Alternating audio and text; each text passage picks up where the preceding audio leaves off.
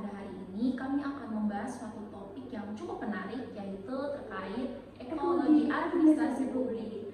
Jadi sebelum masuk ke topik pembahasan ini, terlebih dahulu kami akan memperkenalkan diri kami masing-masing dulu nih. Perkenalkan, nama saya Angel Fiorada Kanisa Gaspers dan teman saya Andri Yunika Kitty. Dan langsung masuk saja ke sesi obrolan santai kami. Nah, pada hari ini di obrolan santai ini kita mau bedah fondasi ekologi administrasi publik. Kenapa sih administrasi negara harus aware banget sama lingkungannya? Mungkin teman Chef Handri bisa to the point, apa saja sih ruang lingkup yang harus kita lihat? Oke, jadi ruang lingkup ekologi yang akan kita bahas ini sangat luas, mencakup semua yang mempengaruhi sistem administrasi. Nah, ada faktor-faktor yang mempengaruhi ruang lingkup ekologi. Ada faktor alamiah yang di dalamnya ada geografi, demografi, dan sumber daya alam. Dan yang paling kompleks adalah faktor kemasyarakatan, yaitu politik, ekonomi, sosial budaya, dan teknologi. Keempat faktor ini yang akan menjadi kunci. Wah, jadi ruang lingkup ekologi tadi adalah medan tempat administrasi negara bekerja. Lalu, bagaimana hubungan ekologi dengan administrasi negara ini terjalin? Dan bagaimana proses ekologi administrasi negara itu berjalan? Hubungannya itu sangat luas dan saling terbuka. Ini tercermin dalam proses ekologi administrasi negara, di mana lingkungan ekologi memberikan input berupa tuntutan dan sumber daya yang kemudian diolah melalui konversi birokrasi dan pengambilan keputusan. Dan hasilnya adalah output yang berupa kebijakan politik. Benar sekali, dan output itu akan mempengaruhi lingkungan lagi. Nah, artinya administrasi negara tidak netral. Administrasi negara mencerminkan dan merekayasa ekologinya. Kalau birokrasi tidak sensitif terhadap input ekologi seperti sosial budaya, maka output kebijakannya akan sulit diimplementasikan di lapangan. Nah, ini membawa kita ke manajemen strategi. Jadi ekologi administrasi negara adalah fondasi bagi strategi, di mana hubungan ekologi administrasi dengan manajemen strategi adalah hubungan input kritis. Setuju banget, tanpa ekologi, strategi kita nganggur. Sekarang kita bahas model dan proses manajemen strategi yang kita maksud.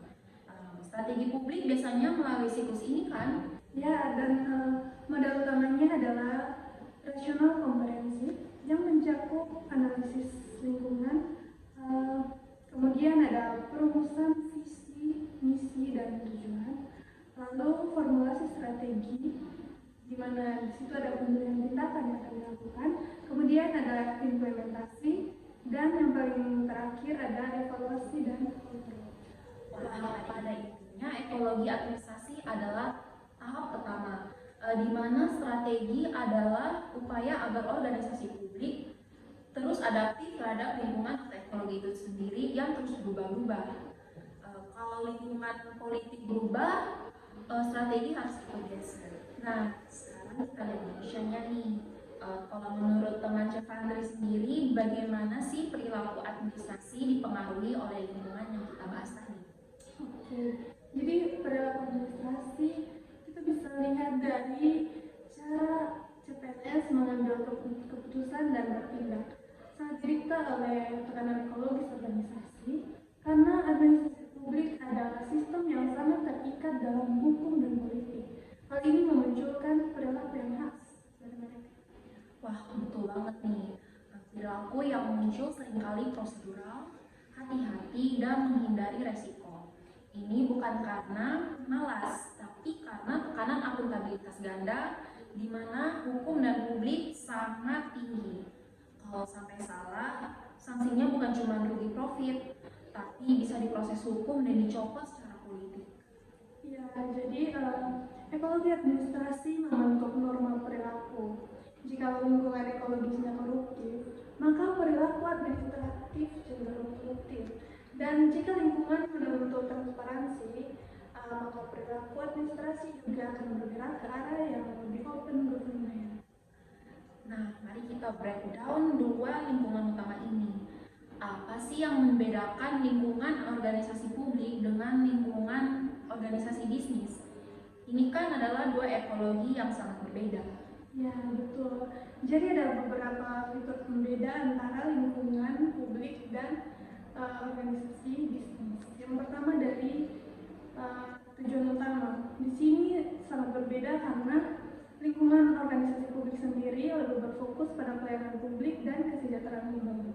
Sedangkan lingkungan organisasi bisnis lebih berfokus pada profit dan nilai pemegang saham.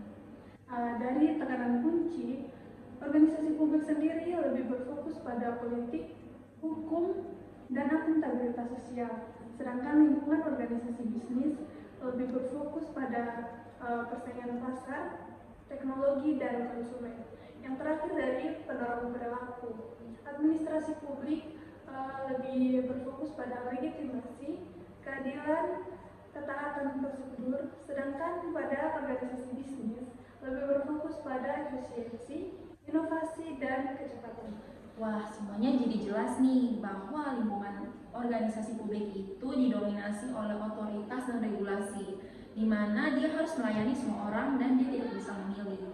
Dan lingkungan organisasi publik itu didanai oleh pajak. Nah, dan sementara lingkungan organisasi bisnis lebih didominasi oleh pasar kompetitif, di mana mereka bisa memilih target pelanggan dan harus cepat berinovasi. Administrasi publik harus belajar dari efisiensi bisnis, di mana manajemen strategi tetap tidak boleh mengorbankan keadilan dan legitimitas.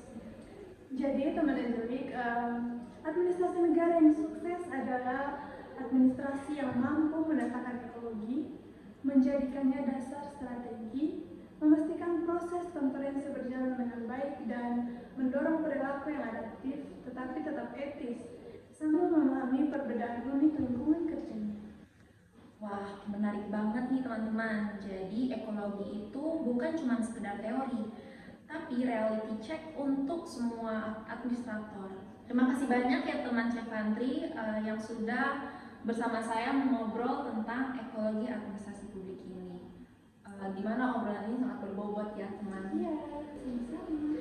Nah, jadi tadi kan kamu berdua sudah ngobrolin sedikit terkait 7 poin penting yang sudah pernah kami pelajari sebelumnya pada mata kuliah ekologi administrasi publik, di mana mata kuliah ini diampu oleh Bapak Dr. Syukur Adam Jaha, SOSMAP. Mungkin teman Cevantri di sini bisa memberikan sedikit pesan-pesan dan refleksi selama mempelajari mata kuliah ini. Mempelajari materi administrasi negara dan lingkungan strategis memberikan saya kesan yang mendalam, karena awalnya administrasi negara terkesan sebagai sistem birokrasi yang kaku dan tertutup. Namun, materi ini berhasil mengubah pandangan saya tentang hal tersebut.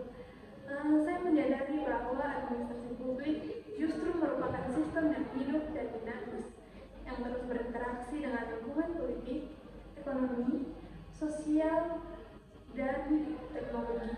Setiap kasus nyata seperti kegagalan suatu kebijakan atau resistensi terhadap reformasi menjadi jauh lebih mudah dipahami melalui lensa ekologi administrasi. Nah, hal ini memberikan momen di mana teori tidak lagi abstrak, melainkan alat analisis yang sangat relevan. Di sisi lain, muncul pula kesadaran akan kompleksitas tanggung jawab seorang administrator publik yang tidak hanya dituntut mampu mengelola, tetapi juga harus pandai membaca peta lingkungan yang senantiasa berubah. Nah, pada akhirnya, materi-materi ini tidak hanya menambah pengetahuan, tetapi lebih membentuk cara berpikir yang lebih sistematik, konseptual, dan kritis terhadap setiap fenomena pemerintahan. Nah, mungkin sekian dari kami berdua. See you.